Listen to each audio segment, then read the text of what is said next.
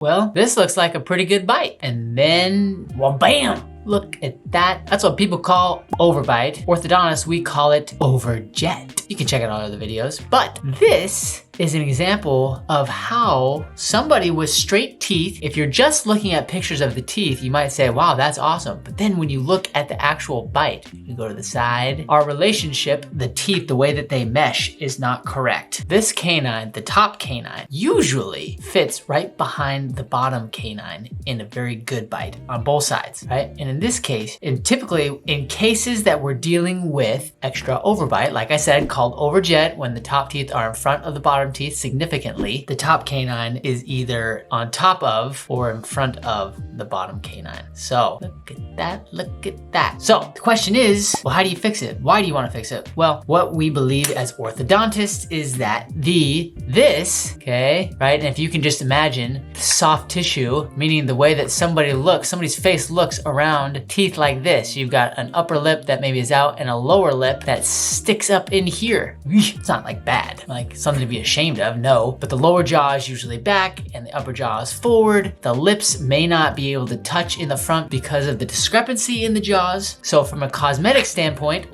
we think that this is the best, right? Top teeth are in front of the bottom teeth. This is when the jaws and the teeth are much more harmony. Now the soft tissue, like your profile, your jawbones, your lips, this is when likely they are in harmony, give you the most appealing result. Now, in addition to that, we also believe that this is a very functional position, functional and stable long-term. This is the orthodontic ideal. So how do you fix this? Well, I hope you haven't waited too long, because the best time to fix this is when there are different ways to try and fix this. You can take out teeth, not my first choice, unless there's lots of crowding, then it might become more beneficial. But you can take out teeth, right? If you took out top teeth right here and right here, right? Then you'd have all this space behind the canines, and you'd try to take these front teeth and pull them back into this space, and you could see how that would essentially make it so that you have no excess overbite. Again, what we call overjet. And the teeth on the sides, you would be missing a tooth there and a tooth there. This is a good option, particularly for those adults. It may be a good option for adults and whose profiles, their soft tissue and their lips support something like that. The other option that some people consider when they have significant overbite like this is, for adults in particular, is surgery, where they actually go in and they take your bones from here and they move your jawbone forward, here to here, here to here. It's a big surgery, but it can lead to great results, great cosmetic, functional, and stable results. Now, some of the more common approaches that you might know would be like braces with rubber bands. And the issue is that a lot of people don't wear the rubber bands the way they're supposed to. You know who you are. One of my favorite approaches includes the idea of gluing something in the mouth that is going to help us go from here to here, here to here, and push that forward and hold it there. And in our office, that's called the Herbst. Dun, dun, dun.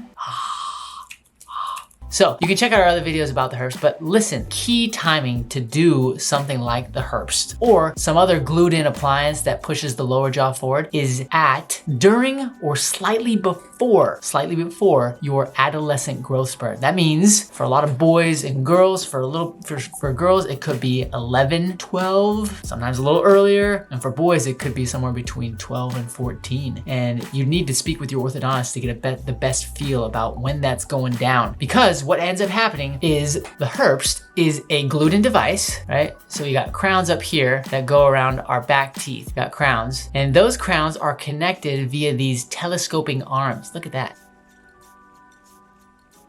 As you open and close, they telescope in and out. And those connect down to this is one piece. It gets glued around this, it gets glued around this tooth, and then there's a bar that's connected here. So the top crowns are glued together with or are connected, I should say, via these arms to this bottom component. And what that does is when you bite down, it forces, because this is a certain length, it forces your lower jaw forward. That way, way, when you're here, right, and you have that appliance in, you bite down, try to bite down, it's gonna push your jaw forward, right here, and then we hold it in that position for several months. Now, if you just ask yourself, it's like, wow, could I wear my rubber bands faithfully to replicate the same amount of force and pressure that we're getting from this? That's 24/7 for several months. For a lot of kids, the answer is no, especially if it's a really big. If they were talking like this right here, if you've got an overbite like that, that's pretty massive. Something like this, right? You probably should consider something that's glued in. If it's just a little bit, meaning that your top canine right here and the bottom canine are just a little bit on top of each other, then, you know, maybe you consider some rubber bands. But if you miss out on the growth spurt, right, the growth opportunity that's associated with the lower jaw coming forward, then you're gonna miss out. Once your bones are adult bones, then you can't really change them unless you're considering something like surgery. So definitely ideal to get into your orthodontist to evaluate the benefits for some device like this. In our office, we use the Herbst. Some people ask about these screws right here. Oh, is it so bulky? Is it hard to eat? Can I play sports in them? And the answer to all of the above is, actually they're not all yes. Kind of. Is it bulky? A little bit at first. You know, we have another video, you can check it out. You don't always, depending on your soft tissue, your cheek tissue, you may or not even notice these, you know, screws kind of poking out to the side. And as far as eating goes, yeah, at first it's a little weird. Your back teeth may not touch the same way as your front teeth. And so you have to eat some smaller, small pieces and eat softer foods while you get used to it. You definitely get used to it. It's a great device. It can be very predictable, assuming you nail the timing. So absolutely critical that you get in at the right time. And this is showing you a Herbst without braces. You know, some people may do that.